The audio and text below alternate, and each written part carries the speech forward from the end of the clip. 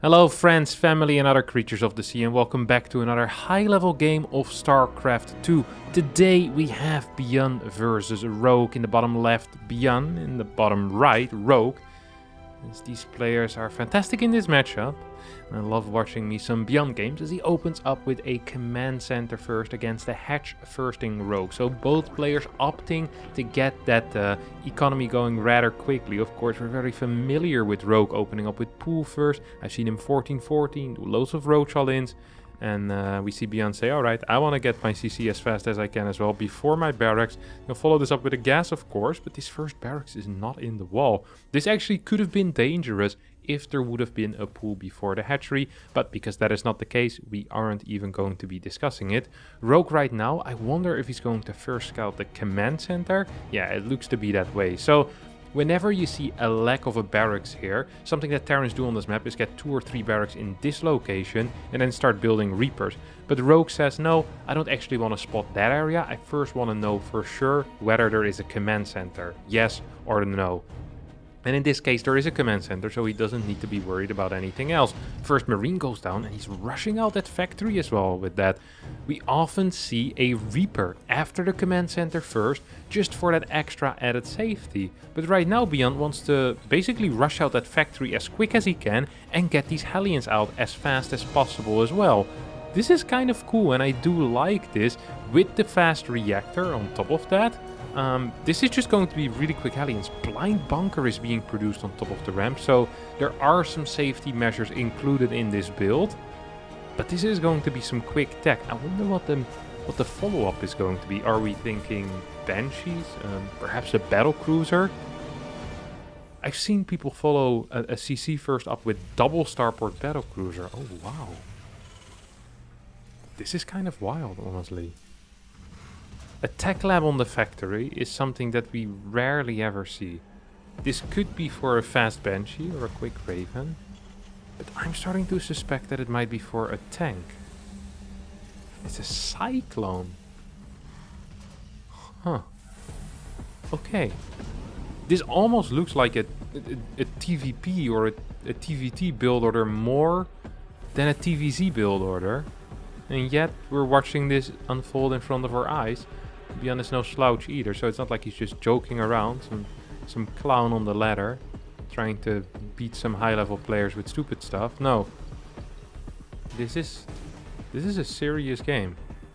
Okay, the Cyclone, with the medevac, he's going to move across the map, but a second Cyclone.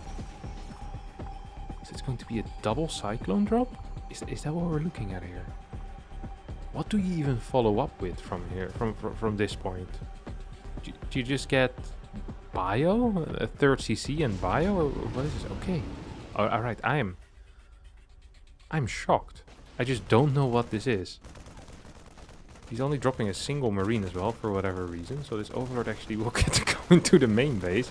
Kind of unfortunate. I think these Cyclones want to hide. Yeah, that much was clear for me.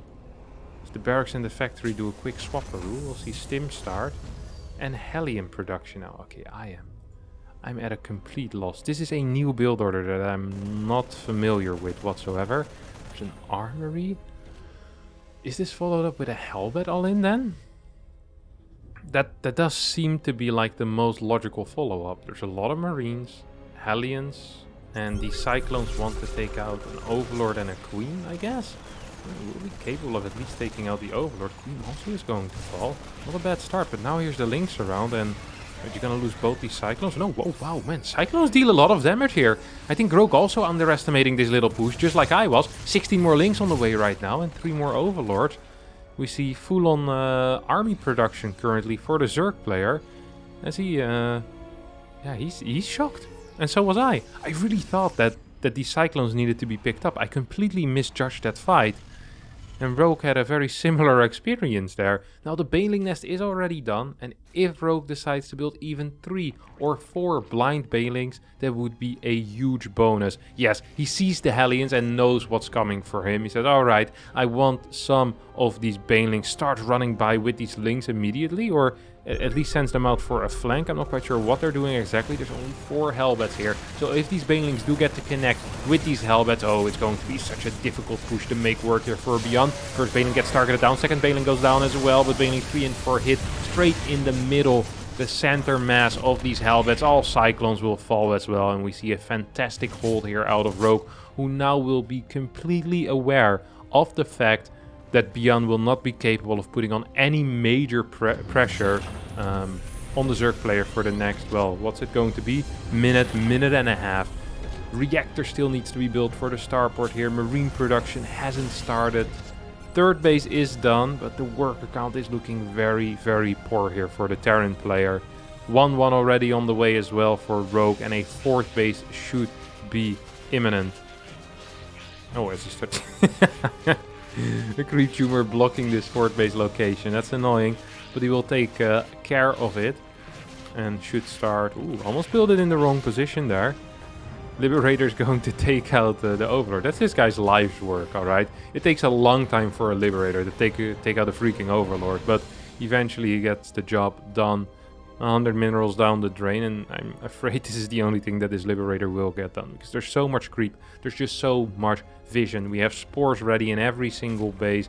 Main, natural, it's on the way. 3rd base, it's already done. There's plenty of queens as well. 9, 5 on the map, 2 over here at that 3rd base. I just don't see a possibility here. I don't see a way for this Liberator to do any major damage. Now, this Overlord in a minute or 2 might fall against the Liberator if he continues flying away from the Queen protection.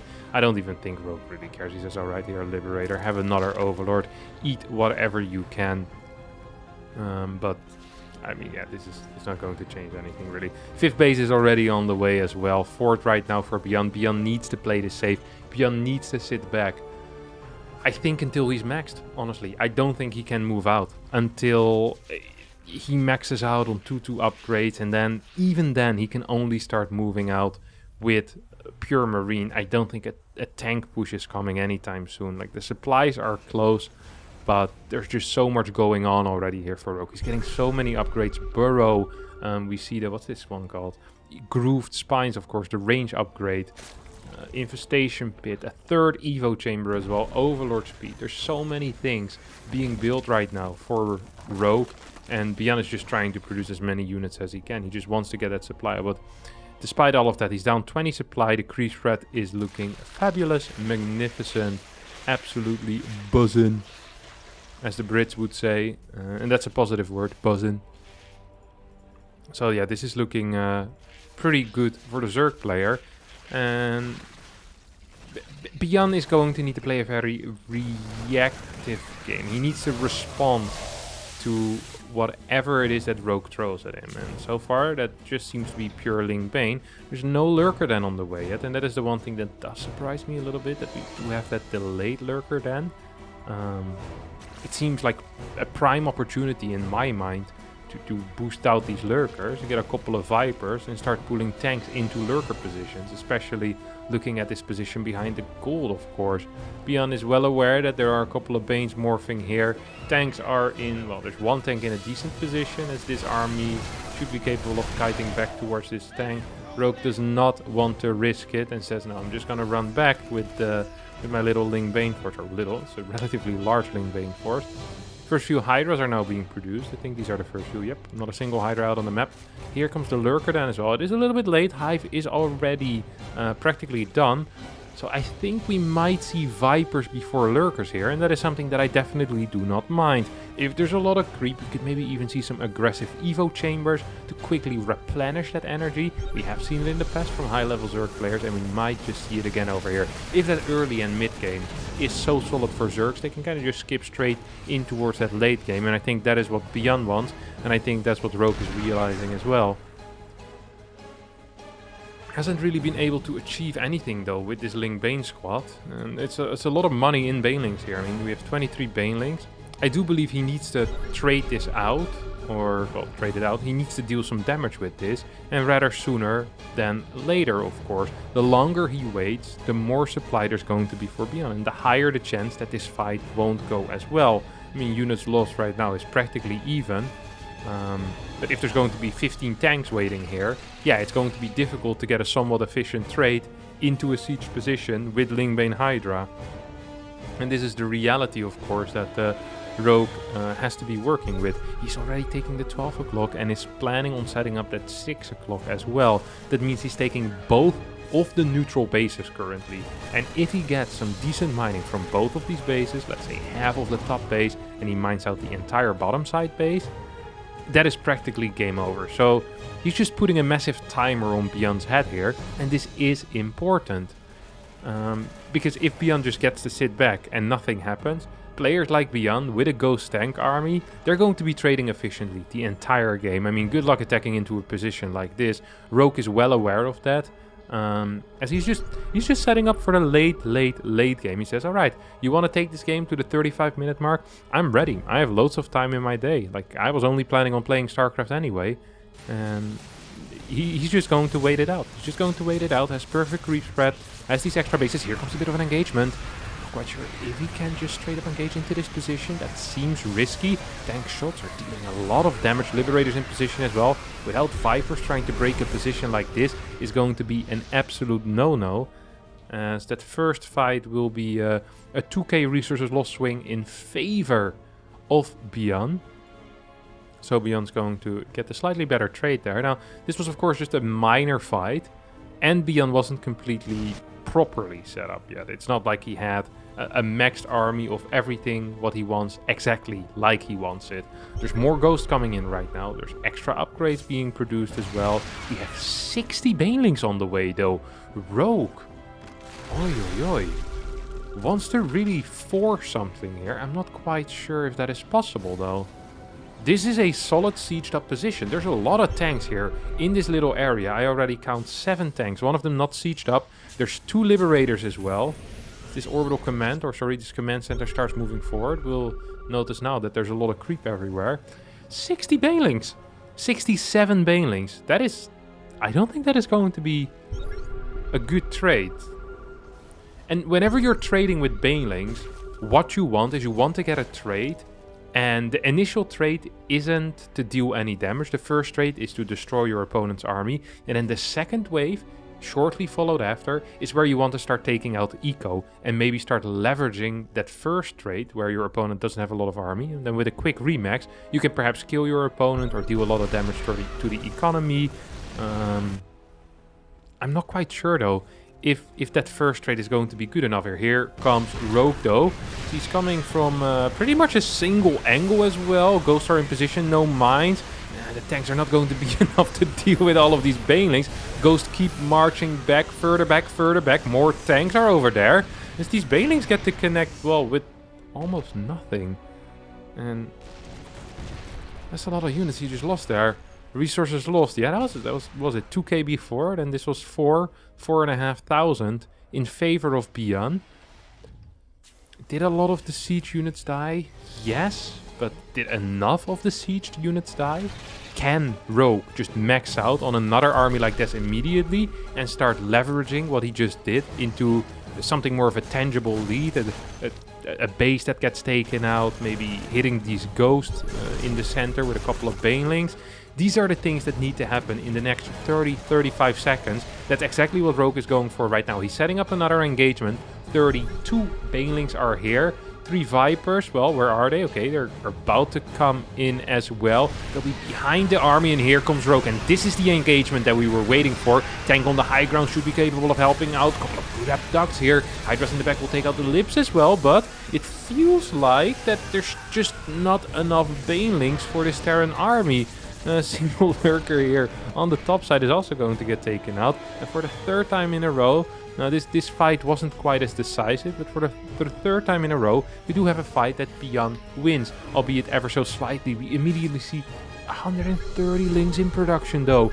Rogue is just going to keep throwing armies at his opponent, and he's mining from these bases. So being inefficient isn't that bad if it means that you can keep mining from these bases. I would love to see more saturation on these neutral bases though, because those are the bases that need to be mined out first. You want to oversaturate this, you want to be mining gas already, and you can always mine this base later. I mean, there's no hurry.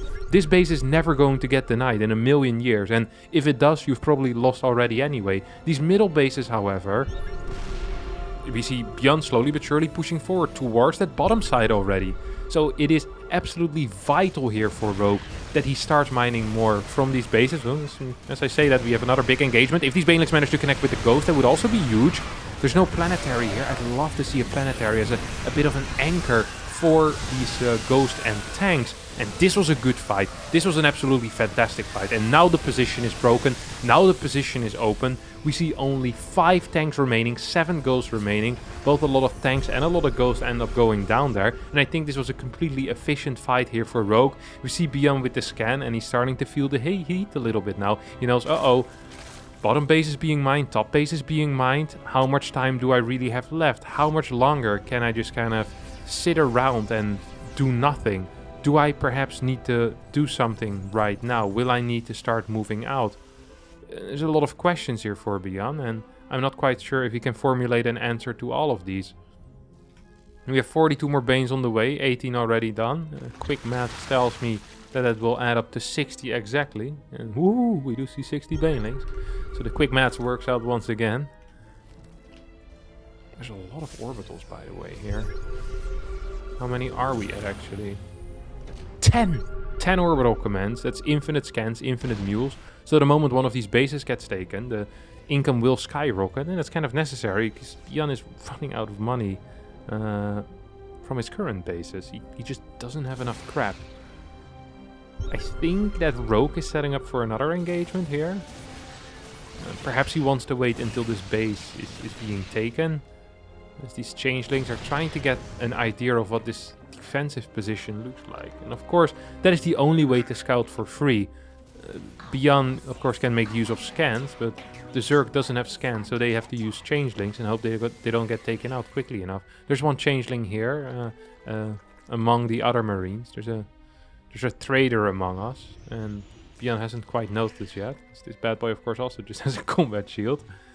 And this is really nice, because Rogue gets a good view of what this position looks like exactly. And if he wants to engage into it, which I think he does, look at this. Look at this angle. Okay, here we go. Huge, what is this, 180 surround out of Rogue. A lot of Liberators though, tanks all the way towards the back as well. Properly split, meaning Blinding Clouds won't be able to be too effective. Seems like a fantastic hold here out of ByuN, and he's going to move this position forward a little bit. It wouldn't surprise me if some of these tanks start unsieging. We immediately see more tanks in production, 2 at a time. This was a good fight for ByuN, it really was. And he immediately wants to start knocking on this door. Knocking on Rogue his door. There's not a single gas was mined from this base so far. A couple of snipes going down on these drones. Now, of course, ByuN doesn't want to over-commit into that position. He says, I still need to be afraid of being busted here. There's only 2 new Banelings so far. Yeah, Rogue really needs to be careful here, because it kind of feels like it's going to be now or never for him. He needs to break this bottom side base if he wants to keep mining from his own 6 o'clock. If he gives up this position and a planetary gets added and these tanks move forward, it's going to be really hard. This is a single angle engagement from Rogue. More Liberators are coming in. A couple of Ghosts accidentally get picked up into a medevac, but the tanks in the back dealing so much damage. Marines, Ghost, just a little bit too good, and all of these Banelings are going to go down. And this was an atrocious fight here, or at least it felt like an atrocious fight. Look at the resources lost, but maybe it's okay because Rogue still has such a huge bank. It feels like he's so close to breaking his opponent every single time. He needs to start mining more from this bottom base, and especially the gas. Even if he doesn't want the gas, ByuN will want the gas. And if you can deny that from your opponent, that is more important than getting your own gas, perhaps. 40 more Banelings on the way, as Rogue actually is... he hasn't even mined these gases yet. So yeah, he's plenty of gas in the bank still that he can use later on, but... yeah, if you start taking down these middle gases, that would be huge. With the eye on the future, basically, thinking, hey, like eventually you're gonna lose this bottom base. If you can't break this position, you're eventually going to lose the bottom base. That is just how siege units work. And like I don't need a crystal ball for that. I just know that is what's going to happen. This Rogue is going to try and break one more time. We haven't seen a lot of lurker action. I think we've seen 2 lurkers total, 3 lurkers total. 236 Banes have gone down, a couple of free shots here. As Rogue once again goes in. Will we get to see some blinding clouds? No, I think it's just going to be pure abducts. 1 blinding cloud, but after the tank dies already. Baneling's actually getting close to connecting. And we'll get a couple of good connections here. I think the ghost count fell at least a fair amount. This was not too bad of a fight. Rogue still down about 14k in the resources lost. And at the same time, this bottom base does get completely denied. How much was really mined from here? And I think the answer is, well, not enough. And that is an issue. That is an issue, because if enough had been mined from this base, that would mean that Rogue could continue his expensive game of throwing entire armies into his opponent, but eventually he would just outmine his opponent by so much that it wouldn't matter. I'm still surprised we don't see gases on this top base being taken. This seems like a pretty basic concept that Rogue is completely skipping out on.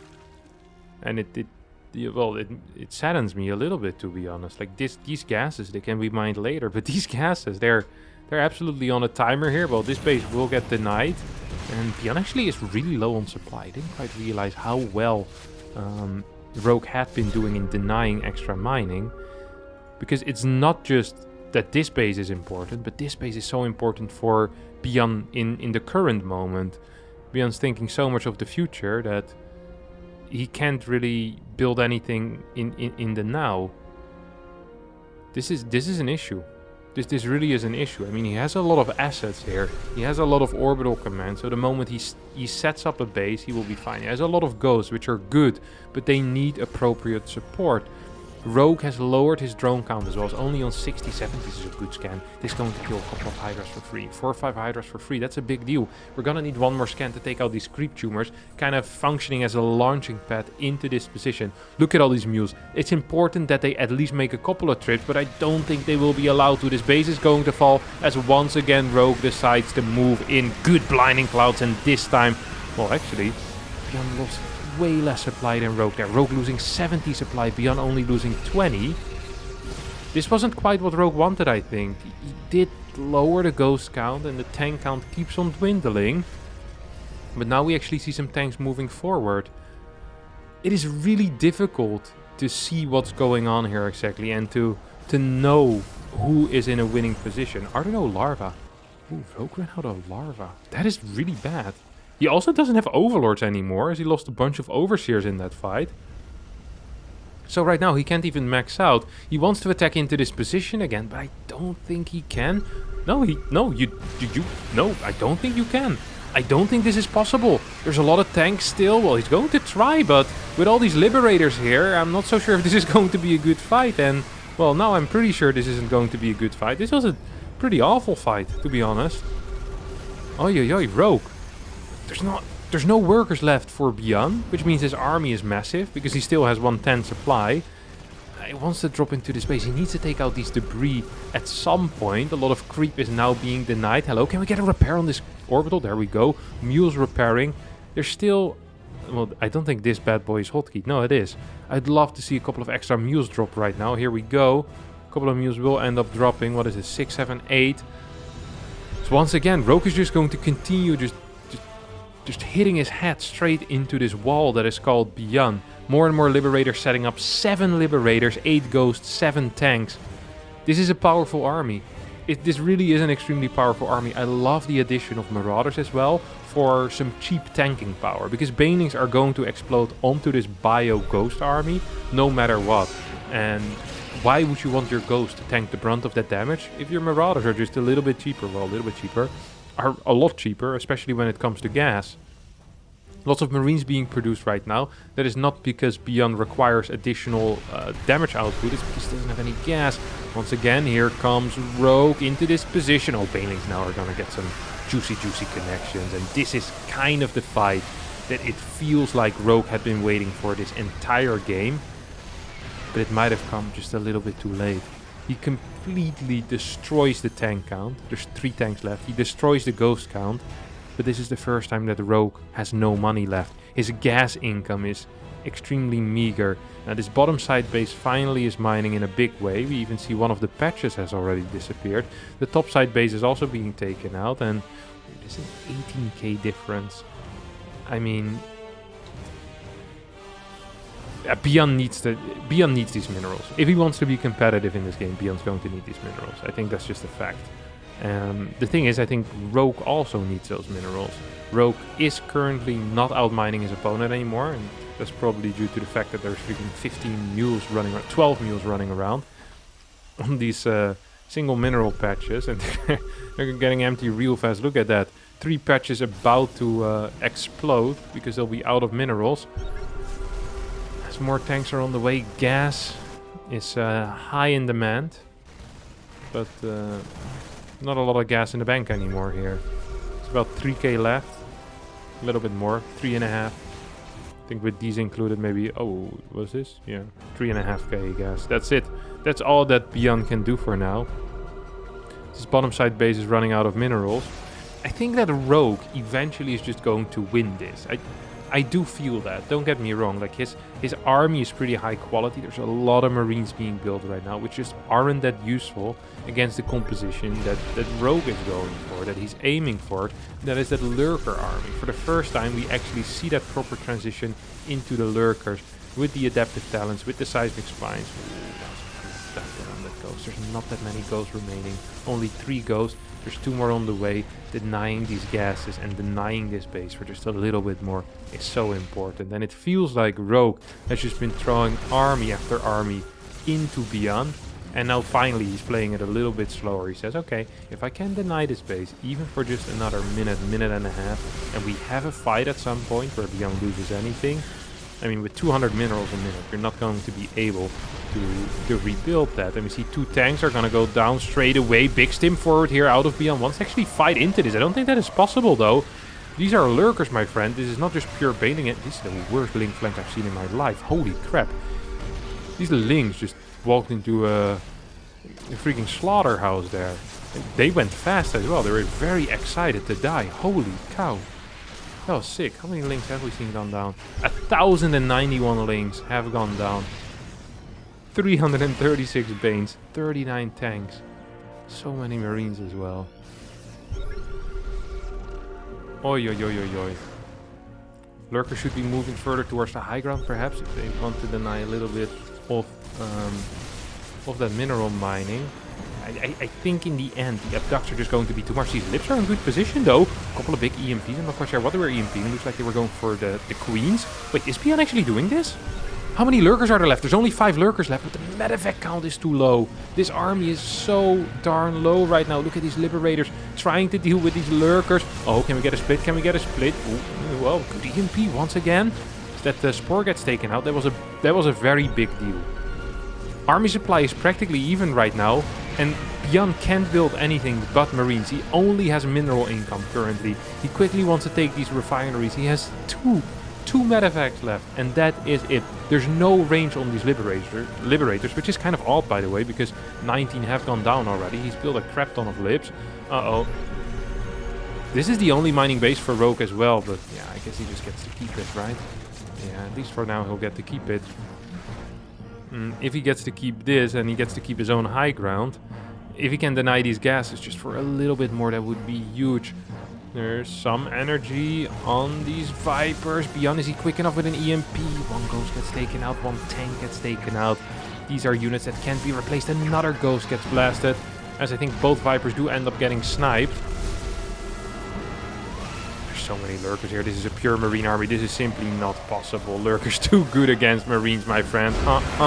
Says a Rogue, as finally, in the end, he wins the game. With a 20k deficit in the units lost, but just way more mined. Beautiful stuff. Actually, beautiful game out of Rogue. Some textbook ZVT on how to play a map with neutral bases, with this 12 and the 6.